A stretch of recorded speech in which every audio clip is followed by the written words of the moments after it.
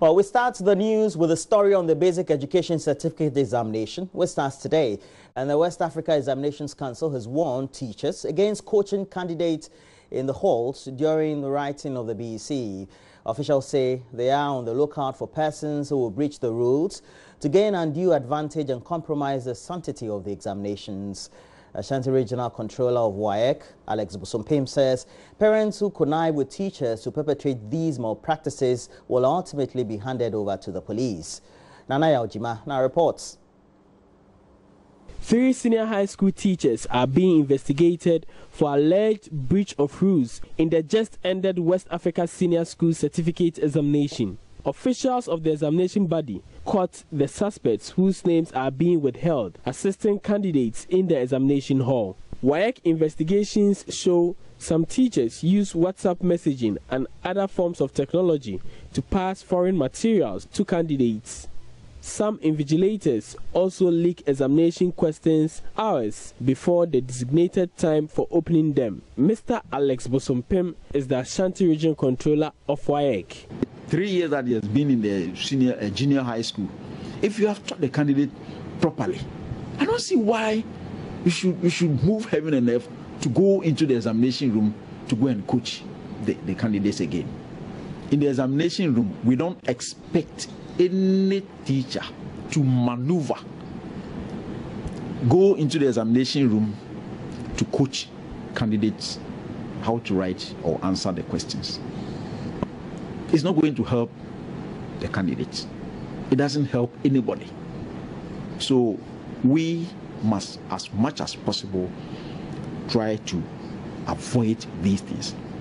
Mr. Bosompem says measures including deployment of the item differential proofer software are in place to check cheating. We've gone round to talk to, brief the supervisors, and we expect the supervisors to brief the invigilators, tell them what to do and what not to do in the examination room. We will be sending, WAEC officers round as inspectors to inspect the various centers. So we expect that, when they go around, they will also check these things. When we are marking their papers, we apply this IDP, that is an item differential profile. It is able to tell us candidates who copied in the examination room. And if you are caught in this web, if you are found out that you copied in the examination room, definitely you'll be punished. We have made sure that there will be no leakage. How? Well, I cannot put measures that we have put in place to, avert these leakages in public. But I will assure you, for the past 2 years, I think you are witnesses to the fact that we've written exams without any examination leakages. Nanaya Ojima reporting. And still on education, the chairman of the University of Cape Coast Governing Council, Nancy Thompson, is urging postgraduates in the country to think agriculture as they step into the world of work. According to her, agriculture provides the nation an excellent opportunity to turn the tides of development in Ghana's favor, and she believes postgraduates could also develop themselves and through that develop the nation. Speaking at the 17th session of the 50th congregation at the University of Cape Coast, the council chairperson called on the postgraduates to start up their businesses to employ people rather than becoming a burden onto society. Well, it's where Richard Kwejonyako now reports from. The University of Cape Coast graduated 54 PhDs, 202 MPhil, and other postgraduate degrees. Chairman of the University of Cape Coast Council, Nancy Thompson, called on the postgraduate not to hesitate to go into agriculture. According to her, agric has high prospects for the rebuilding of the country, and the interest shown by postgraduates will lead the way. I recommend that you become more enthusiastic and willing to take on challenges and adapt to change. While in school, you had developed a habit of learning And this should spur you on to constantly seek to add to your knowledge, even at the workplace. I would like to recommend that you consider the agricultural sector as you think of establishing yourselves. It is one area we as Ghanaians have failed to invest into on full scale. Education Minister Dr. Matthew Opoku Prempeh admitted the year under review has a lot of pressure on the Ghana Education Trust Fund, but government will strive to do the needful to keep the education sector moving. He wants the postgraduate to be outstanding in their contribution to the country. Before you leave, I would seriously ask you to reflect on what you are going to contribute to society. In 1957, when Ghana became independent, I don't think there were as many PhD holders in the country were Ghanaians as we assembled in this hall, but there were prospects for Ghana. So I'm sure with the assemblage of these degrees and knowledge, Ghana should not be found wanting. This year is a stress year for GET Fund, but out of the stresses are opportunities. And one of the opportunities is to help you complete your postgraduate cert. I can make that promise. And I hope that in promising to complete, there's a reciprocal promise of how you are going to expand access to the free senior high school students who will be knocking your doors in 2 years' time. So as we free those classrooms they are hemmed in, I think it becomes another portal for more admissions into your schools. Information Minister Mustafa Hamid, who graduated with a PhD in religion and human values, couldn't hide his excitement.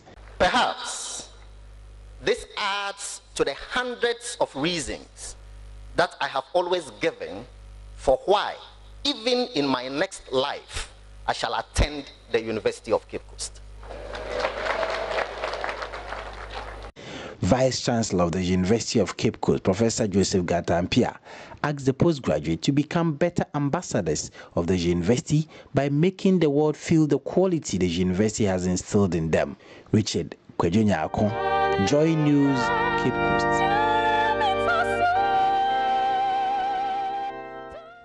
In other news, pressure group Occupy Ghana has added its voice to the ongoing public debate about the controversial $89 million Kelny GVG contract. The group is raising three key concerns it says border on the legality of the contract, which government must accede to in order to prevent any court's action in resolving the key issues raised.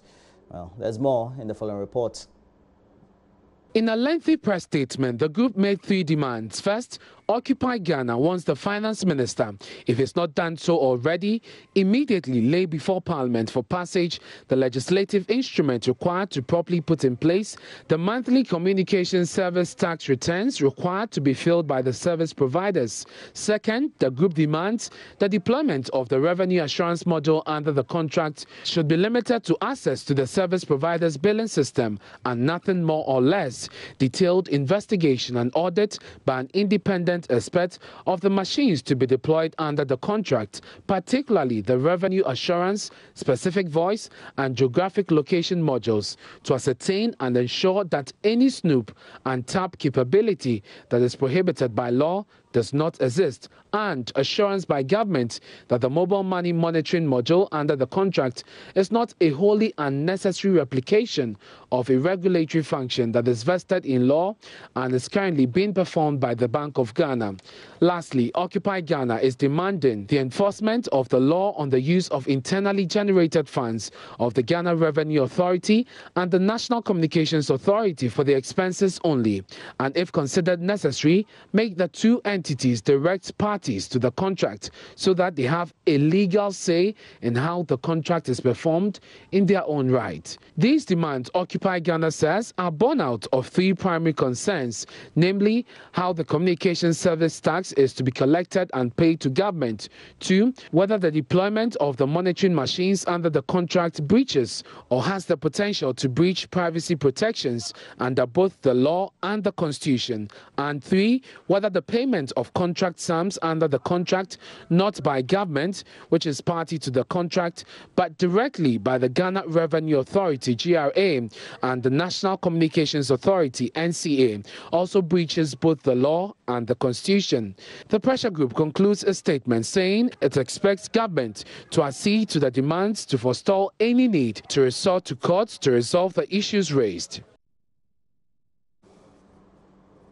Well, let's move our attention to energy. And the Deputy Minister of Energy, Dr. Mohamed Amin Anta, has assured Ghanaians of uninterrupted supply of LPG despite damages caused to a jetty during a discharge at the Tema port. The distraction was caused by a heavy wind recorded last week at the Tema port. Well, this means imported LPG will no longer be discharged through the port until the damaged jetty has been fixed. The Deputy Minister described the incident as a natural disaster, assuring the necessary steps would have been taken to use alternative channels to supply LPG. Correspondent Kwame Yanka now filed this report.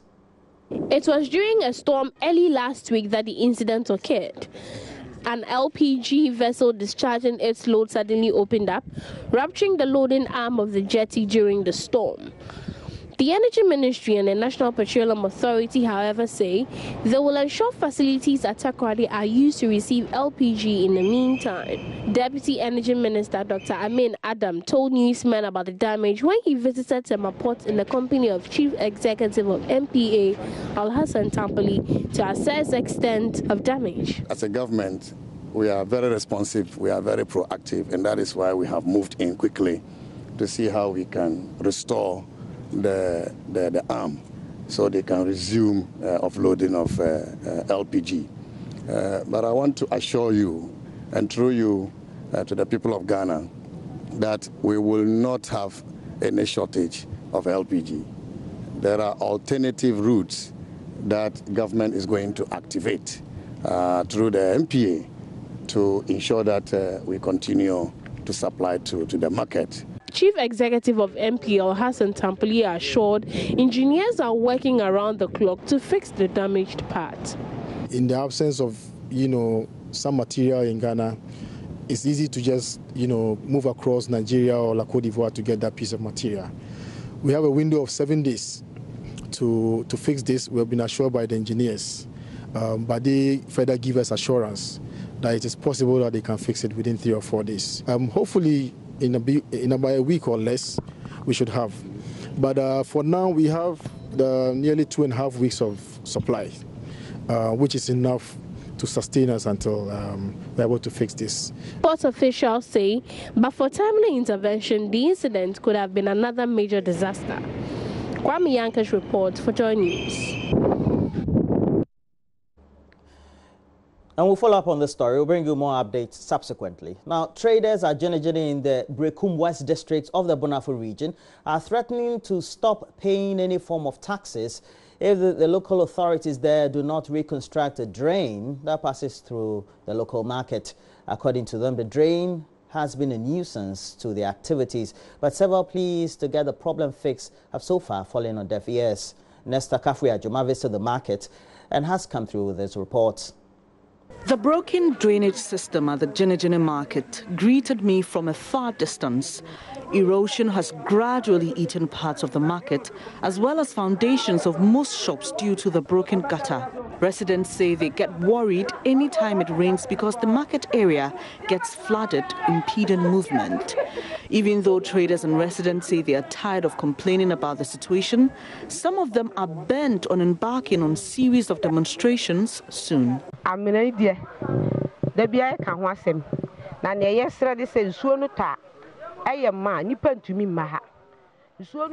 We've always been complaining about this issue.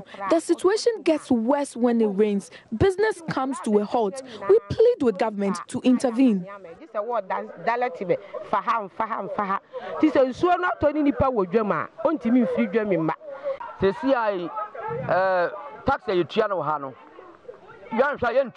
Because I have a whole of Babaji tax, mammy, 4 way or moton, Kunumani and Toast, Obadiomo. Now, Uber, now, Mamma Yashi, so Mamma, yes, idea we got away. Yen Chia, a Yibia, Tia Mon country by Nancy. because the be interview omo grante.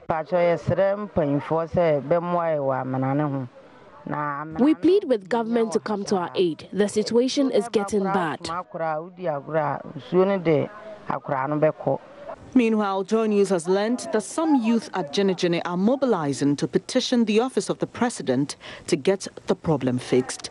Nesta Kafuya-Jome's report for JoyNews. And that's it for the news, the latest news update. But we have more news. We'll be reviewing the newspapers, and Mamavi will also be looking at the various online portals. Yeah, definitely. Plus your messages. And I have a message on the question I asked about, what kind of support a parents can give. Well, somebody sent me a text message, says, I think every parent wants the best for his or her child. You can always explain to the child why you think his choice is not good, yet he should still be given, I guess, the opportunity, because your message didn't quite end well. But you're encouraged to send me text messages and WhatsApp messages. We've got many, many, many discussions ahead of the show. So stay with us, Roland. We're back with the newspapers. Well, definitely. Just a tiny little bit. Yeah.